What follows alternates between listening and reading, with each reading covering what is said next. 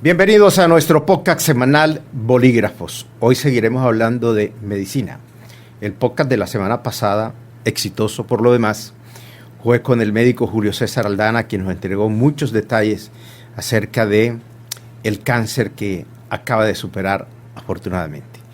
Y hoy tenemos como invitado a un joven médico que ha sido protagonista, ha sido muy noticia por estos días porque ha sido protagonistas sobre el primer trasplante de corazón aquí en la ciudad de Barranquilla, concretamente en la clínica de La Costa. Médico Alberto José Serrano, gracias por compartir con nosotros. Alberto Serrano, nacido en Ciénaga Magdalena, es un médico que se especializó en cirugía cardiovascular en Río de Janeiro, Brasil, y ha dedicado más de 11 años a transformar vidas a través de esta profesión. Pero más allá de los títulos y la experiencia, Alberto es un profesional que cree firmemente en el poder de la empatía y el trato humano como pilares esenciales en el cuidado de los pacientes. Y si hablamos de hitos, no podemos dejar de mencionar que Alberto fue quien lideró el primer trasplante de corazón realizado en la región Caribe, un procedimiento exitoso que representa un antes y un después para la medicina en la región. Muchas gracias por la invitación, contento con esta oportunidad de poder brindar algo de información en salud y especialmente sobre las enfermedades cardiovasculares. Oiga, médico, ustedes quienes estudian medicina se demoran 10, 12 años estudiando. Usted es un hombre muy joven. Háblenos de usted. Bueno, te comento, yo soy cirujano cardiovascular, tengo 43 años. Me formé muy joven.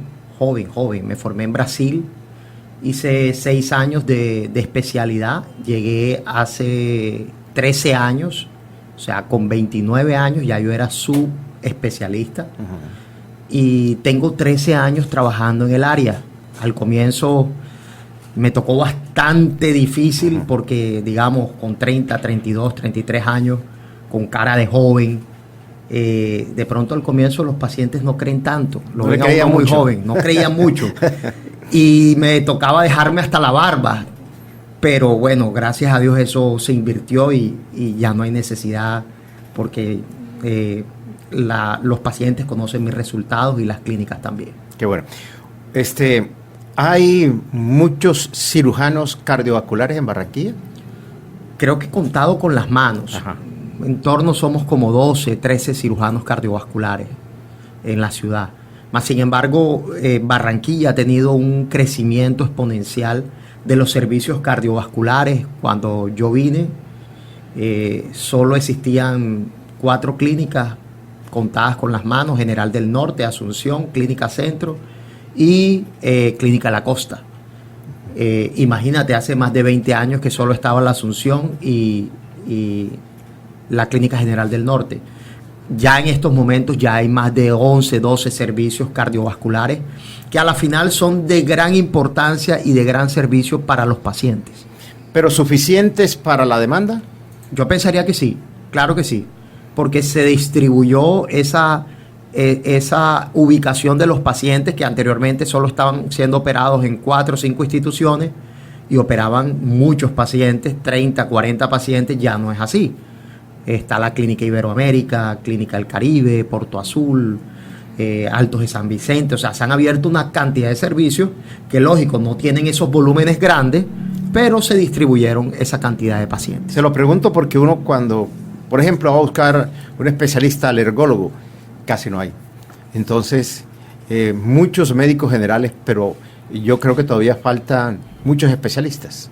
Claro que sí, yo también estoy de acuerdo con eso. Lo que pasa es que la cirugía cardiovascular es una especialidad que requiere de un tiempo de entrenamiento importante, porque son 6 años de entrenamiento. Y cuando uno llega, uno no está 100% preparado. Creo que en ninguna especialidad, pero especialmente en esto, porque son cirugías de mínimos detalles y la curva de aprendizaje de estas especialidades quirúrgicas del corazón en especial toman más o menos entre 3, 4 años después que uno se forma, que es cuando ya los cirujanos empiezan a volar solos, como dicen.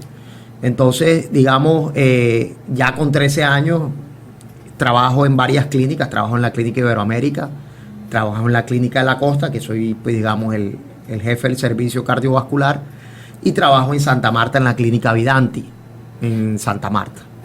Médico, ¿y se forman aquí en Colombia o es necesario para ese tipo de especialidades salir al exterior?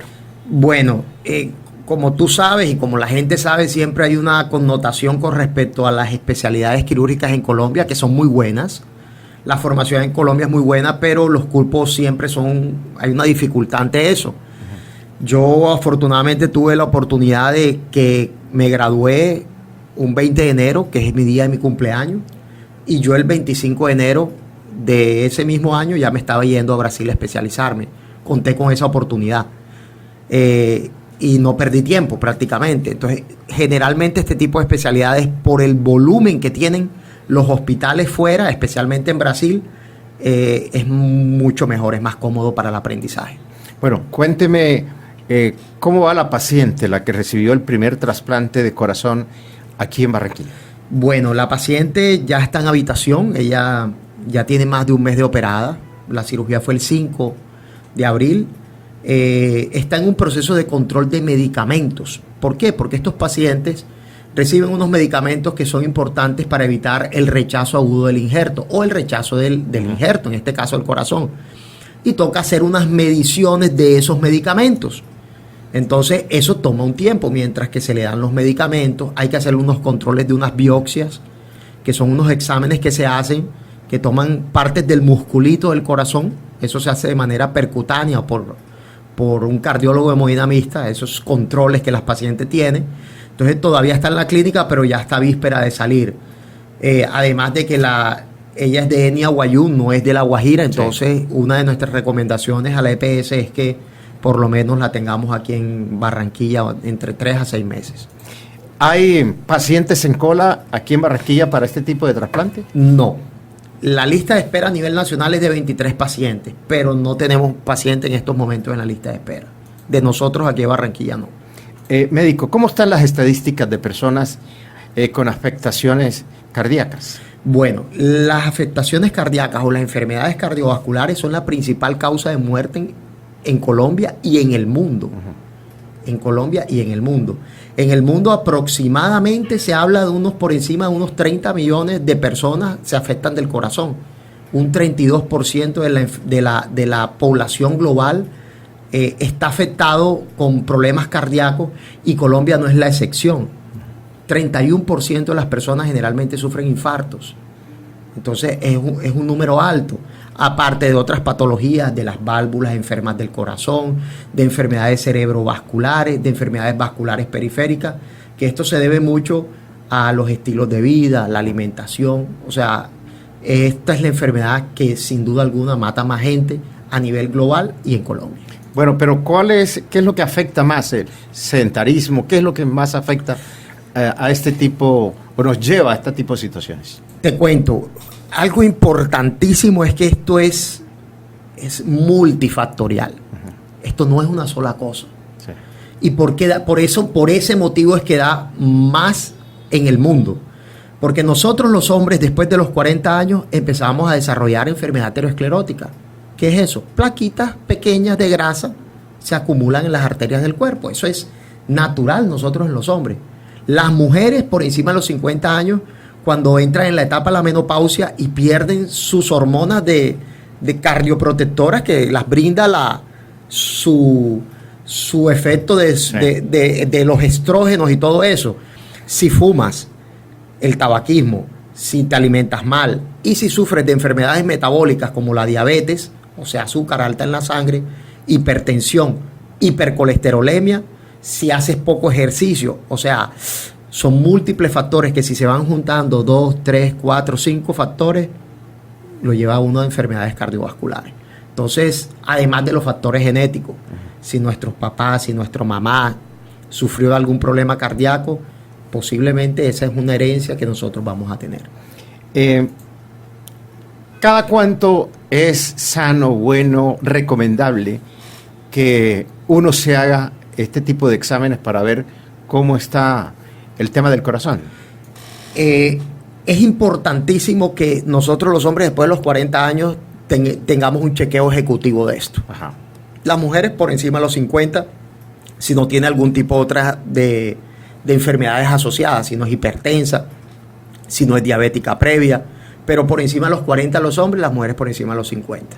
Y digamos, si no se encuentra ningún tipo de patología, control del colesterol, exámenes de sangre de colesterol y pruebas ergométricas al año, más o menos. Eso es de pronto lo que se podría definir. Si ya se encuentra algo después de los 40 años, depende a lo que se encuentre. Entonces eso depende mucho a lo que se encuentre en el paciente, qué tipo de patología, pero si no tiene, después de los 40 años, por lo menos la persona debe tener un chequeo ejecutivo cardiológico. Las personas que sufren de apnea del sueño son propensas a un infarto. Digamos que las personas con apnea del sueño están muy relacionadas a pacientes obesos. Ajá. Los pacientes obesos son pacientes comórbidos. ¿Qué significa eso? Que tienen otras patologías asociadas, como un índice de masa cardíaco elevado, y tienen una dificultad para respirar, eso está claro. Pero está más relacionado es a los manejos de la grasa, del colesterol y enfermedades de depósitos de grasa en las arterias del corazón que los llevan a infartos. Digamos que la apnea del sueño es manejable, siempre hay temas de fisioterapia, temas de respiradores de CPAP que los pacientes utilizan. Y si puede llegar de pronto a presentar algún evento catastrófico, una muerte, pudo haber sido porque es muy obeso o está muy descuidado o no recibió la terapia adecuada y se quedó con poco oxígeno y pudo haberlo llevado a un paro. Pero digamos que la enfermedad de infartos está relacionada a pacientes obesos y en este caso se relaciona a los que tienen apnea del sueño. Pero fíjese, médico, que hace poco murió un hombre deportista de alto rendimiento. Estoy hablando de Jorge Bolaño. Así es. Tipo joven, 47 años, y no tenía problemas de obesidad ni nada por el estilo. Ok, eso es otro tema aparte. Ajá. Yo pienso, en mi opinión aquí, no fui el médico de él, que hay pacientes que nacen con anomalías congénitas o alteraciones congénitas que es posiblemente lo que él le presentó, de nacimientos anómalos de las arterias coronarias. ¿Qué son las arterias coronarias? Las que llevan la sangre al corazón. Y cuando estas nacen en sitios inadecuados, llega un momento en que el corazón cuando se vuelve más viejo va creciendo en sus dimensiones. Y cuando tienen esos nacimientos anómalos, empiezan a presentar eventos de isquemia. Y el riesgo máximo es muerte súbita. Los pacientes deportistas jóvenes mueren o por problemas congénitos que no fueron detectados, y eso se puede detectar. Ya la tecnología ha sido muy buena últimamente, con angiotomografías coronarias, con cateterismo, con métodos menos invasivos, cardiorresonancia, y el otro evento es por arritmias malignas que los pacientes presentan, que generalmente eso sí siempre son detectados en deportistas. Pero yo pienso que el caso de Bolaño es que como nunca fue un paciente sintomático, joven, sano, a lo mejor tenía una malformación congénita de alguna de esas arterias, y eso lo que produce ante el estrés es vasoespasmo de esas arterias, vasoespasmo de obstrucción. No, y el papá también había muerto de eso. Entonces ahí está, la genética no miente. Bueno, médico, aprovecho para compartirle, hace unos días en una conversación de amigos, estaba hablando con el médico Rodolfo Vega Llamas, un gran cardiólogo, vive en Bogotá desde hace mucho tiempo.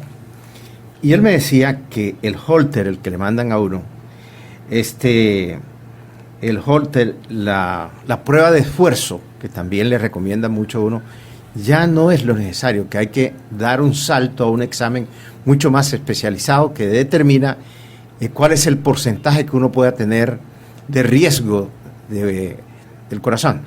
Claro, por supuesto. La medicina, así como avanzan los médicos, lo que estás diciendo tú hoy de mí, que tan joven, ¿por qué en esto? ¿Y cómo llegué a esto tan joven? La medicina es así, va evolucionando, las clínicas van evolucionando, los estudios van evolucionando. Y claro que hay estudios que son menos invasivos, como un ejemplo, la angiotomografía coronaria. ¿Qué es eso? Es un examen que muestra tridimensionalmente cuál es el grado de obstrucción, las arterias por imágenes.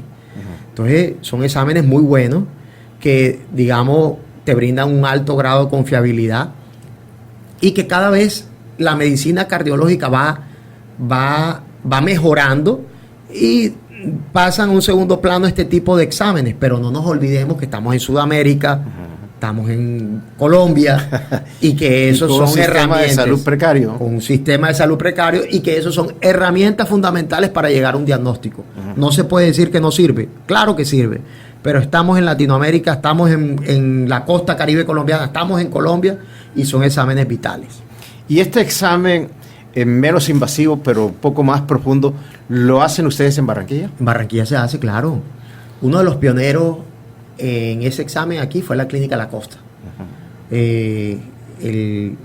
Uno de los cardiólogos especialistas en imágenes es uno de los que hace parte de nuestro grupo, que es el doctor Alberto Cadena, y él se formó en España y tiene una tecnología muy buena en la clínica, un cardioresonador que hace todo ese tipo de imágenes. La Clínica Iberoamérica lo tiene, Porto Azul lo tiene, no sé qué otra clínica, pero esas aquí en Barranquilla tienen ese estudio.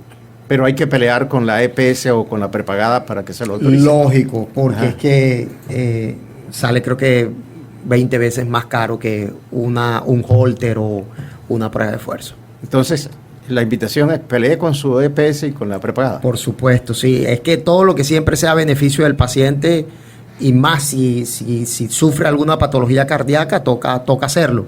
Pero sí, ya Barranquilla, la costa Caribe también cuenta con esos servicios de imágenes y de estudios especializados. Sí, y yo he dicho en varias oportunidades, porque conozco la infraestructura de varias clínicas en Barranquilla, que aquí tenemos un enorme recurso humano, como el caso suyo, pero también tenemos muy buena hotelería y parte científica de clínicas. Sí, totalmente de acuerdo contigo. Como te dije, la medicina va evolucionando y digamos, este paso importante que dimos en el trasplante cardíaco es demostrando de que la región Caribe, las ciudades avanzan con respecto a sus servicios de salud. Y lo que te dije anteriormente solo habían 3, 4 servicios que operaban corazón y ya son como mínimo unos 12, 13 servicios. Anteriormente solo habían 2, 3 cirujanos que operaban corazón, ya somos 13, 14, mal contados así rápidamente. Y en tecnología ni se diga, hay clínicas que no tienen nada que envidiarle a Bucaramanga, Medellín, Bogotá, o sea, clínicas que tienen una infraestructura y tecnología y personal humano de primera categoría. Oiga, médico, ¿existe o no existe el preinfarto? Porque hay una discusión, el preinfarto no existe. Bueno, anteriormente nuestros abuelos y en el diagnóstico del síndrome coronario, que es cuando dan los eventos de angina de pecho o dolor en el pecho, eran catalogados preinfarto, era como un aviso.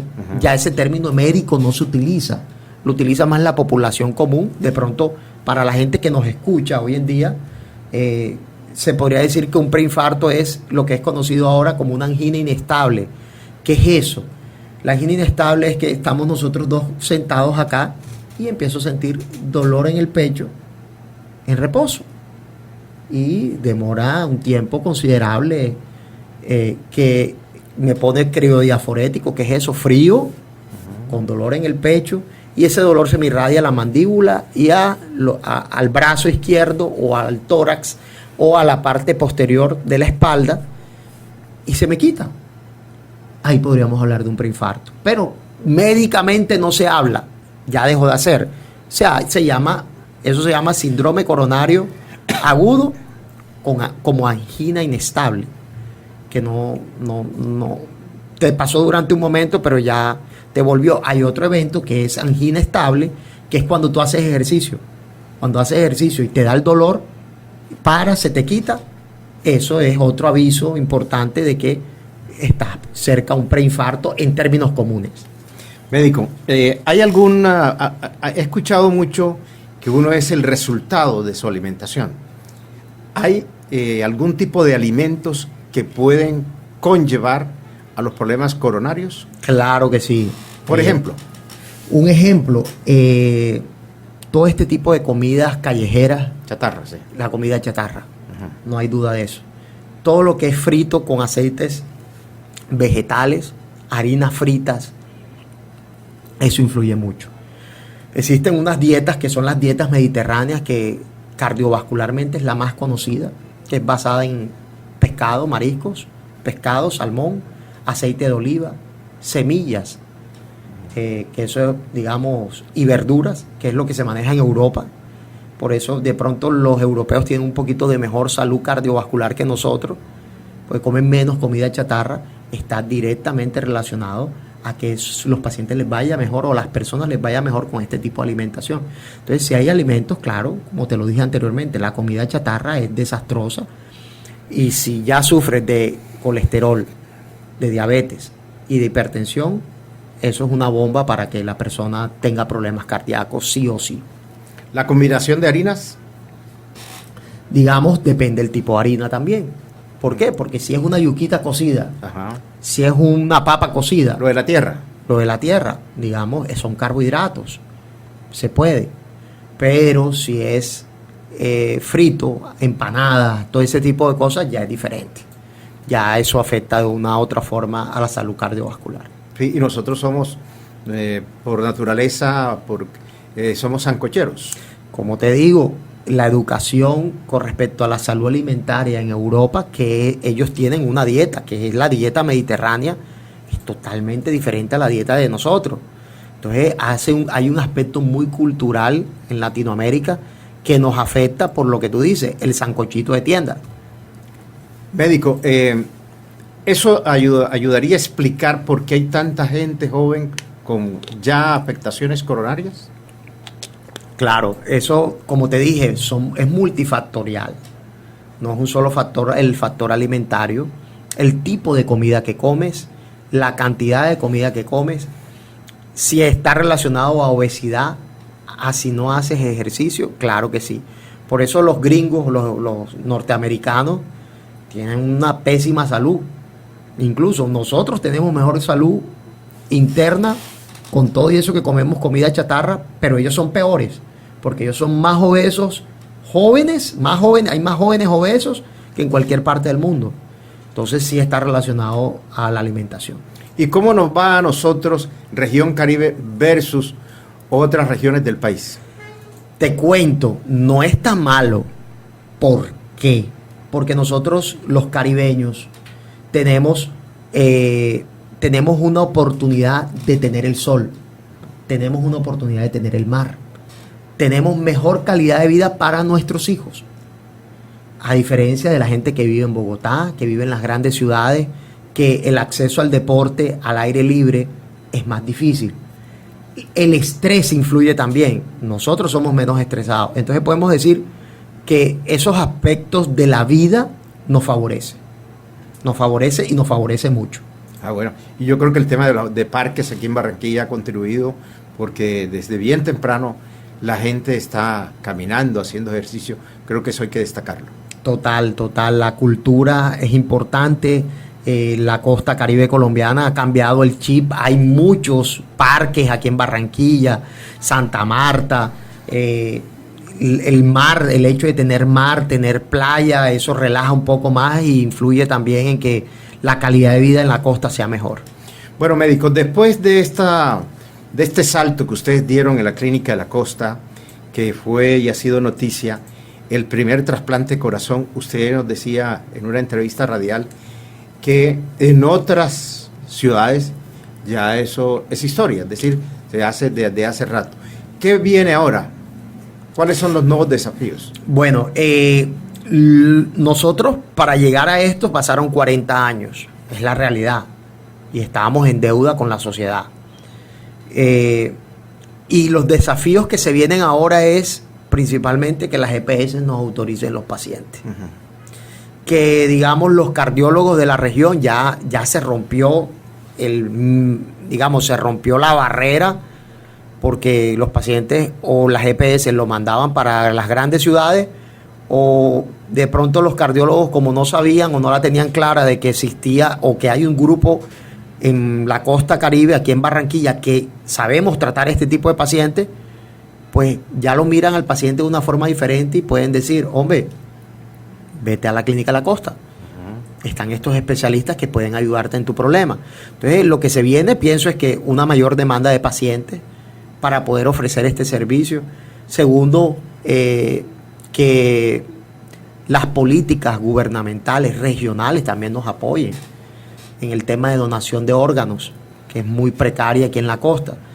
Y fortificar el grupo, y eso se fortifica continuando haciendo más trasplantes.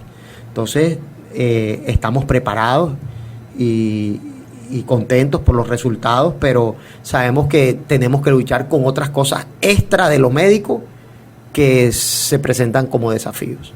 ¿Y cómo les está yendo en la donación? Porque este es un esfuerzo del doctor Gustavo Aroca, uno de los directivos de la Clínica de la Costa, desde hace un tiempo. ¿Cómo les está yendo con el tema de trasplantes, con la donación, perdón? Bueno, lo del tema de la donación, eso se maneja a nivel nacional por el Instituto Nacional de Trasplante y de Órganos. Eso no lo manejamos nosotros localmente. Nosotros hacemos parte de la sede seccional 5, porque Colombia se divide en 5 sedes. Entonces, nosotros somos la regional Caribe, sede 5, y la donación es muy pobre, muy poca. Lógico, lo que más se dona son riñones. Pero ponerte un ejemplo claro de esta paciente, ya tenía casi un año en lista de espera. Y nosotros tuvimos con ella 3 alertas nada más. 3 alertas a nivel de la región Caribe.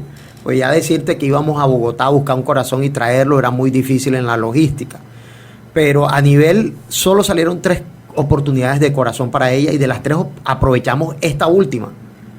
O sea, se dona muy poco. Entonces, el mensaje para la población es que la donación de órganos es el pilar fundamental. Cuando una persona fallece, esos órganos, digamos, pensar en que hay vida después de la muerte, se puede. Y eso solo lo podemos pensar cuando donamos un órgano. Sabemos que con nuestro órgano podemos darle vida a otras personas que tienen una mala calidad de vida y que en algún momento van a fallecer, y que con la donación de órganos cambia eso totalmente. Cambia la vida de esa persona. Es una persona que, digamos, está enferma del riñón y está pegada a una máquina de diálisis y que va a morir. Y cuando donan ese riñón, esa persona le cambia la vida. Se despega de esa máquina de diálisis. Lo mismo hígado, lo mismo pulmón, personas que no pueden respirar. Y corazón ni se diga, es el motor. ¿Es más bajo el porcentaje de donantes de corazón? Sí, claro. La mayor cantidad de pacientes en lista de espera, que son casi 4.000, la gran mayoría te estoy diciendo que son de riñón. O sea, hay promedio 3.900 pacientes en lista de espera de riñón. ¿Ok? El riñón es lo que más se trasplanta y lo que más se dona. Corazón, estamos todavía muy poco en que en Colombia se trasplantan aproximadamente 70 corazones en toda Colombia. Anuales. Uh-huh. ¿Y cuáles son las características de un buen donante de corazón? Un paciente, o digamos, una persona que va a donar un corazón, es un paciente que ha tenido una muerte encefálica. Uh-huh. O sea, ya está, su parte cerebral no funciona y no va a volver. Entonces, ese paciente ya en cuestiones de horas se le pasa la información a la familia. No somos nosotros, eso lo hacen médicos directos del Instituto Nacional de Trasplante, y ese paciente se desconecta y fallece y sus órganos se pierden. Entonces, digamos, el riñón es lo que más se dona. Entonces, retomando las características de un buen donante, lo ideal es que sea una persona por debajo de 50 años. Ideal joven. Un paciente joven, sin enfermedades asociadas. ¿Qué es eso? Sin problemas renales, sin problemas pulmonares, que no sea diabético, que no sea hipertenso. Y todo eso se hace un control previo cuando está en el tema de muerte encefálica, que pasan esa información a los diferentes grupos de trasplante y al Instituto Nacional, por eso se maneja desde Bogotá, es algo bien serio.